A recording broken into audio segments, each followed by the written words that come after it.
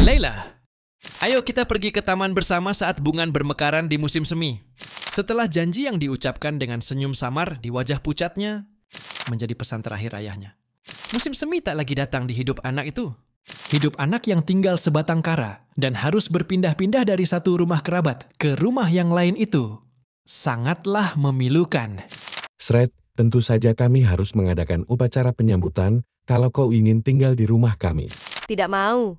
Jangan lakukan itu. Lepaskan aku. Kau tidak mau?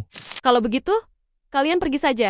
Masa bodoh dia itu kerabat kita? Atau apa harusnya dia diserahkan ke panti asuhan saja? Kenapa anak dibuang oleh ibunya sendiri harus ditampung di rumah kita? Setiap kali dia sampai di rumah setelah susah payah menyeret pulang tubuhnya yang terluka, pukulan dari pamannya lah yang menanti dirinya. Ini semua karena gadis sial itu. Setelah membiarkan makhluk itu masuk ke rumah ini, aku jadi sial. Apalagi setelah hilang banyak uang di meja judi. Tidak akan ada yang bisa menghentikan pukulannya. Tolong hentikanlah. Apa kau ingin membunuh anak itu?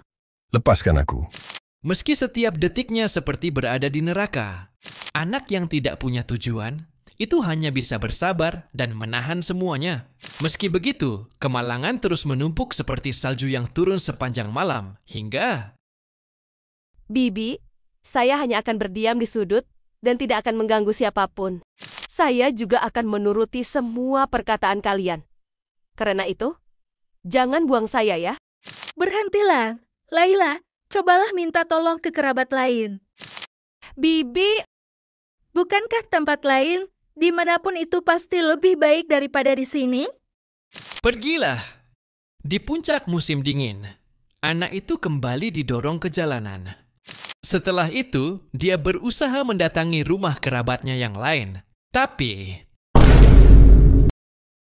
Kau perempuan, kau tidak berguna. Hanya menghabiskan makanan dan buang-buang uang saja. Memangnya kesalahan apa yang kau lakukan sampai diusir dari sana?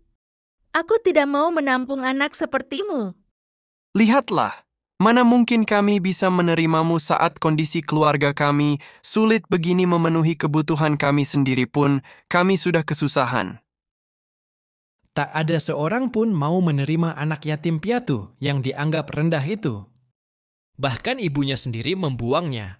Mungkin memang sudah selayaknya begitu. Leila, Kau tahu tentang Breck, kan? ya, Pergilah ke sana dan cari orang ini. Aku akan mengabarinya dulu. begitulah anak itu meninggalkan Lovita, kampung halamannya, menuju ke Berg dengan menumpang kereta melewati perbatasan.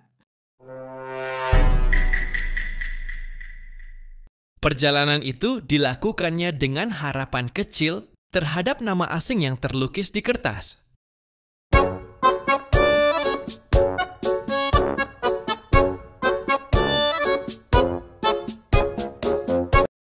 ini Bert. Apa aku bisa menemukan beliau? Bagaimana kalau aku tidak menemukan beliau? Aku kan tidak bisa kembali lagi ke Lovita. Tidak, tidak. Aku tidak boleh berpikir begitu. Ini adalah negara tempat ayah lahir. Karena itu, aku cukup mahir menggunakan bahasa Bert. Aku bisa menanyakan jalan ke seseorang. Tidak apa, semua pasti baik saja. Permisi. Selamat siang, Paman Pos. Saya ingin pergi ke alamat yang tertulis di sini. Bisakah Anda menunjukkan jalannya pada saya? Coba kulihat. Tukang kebun kediaman Herhard Bill Remer. Benar. Kalau rame lanjut part 2.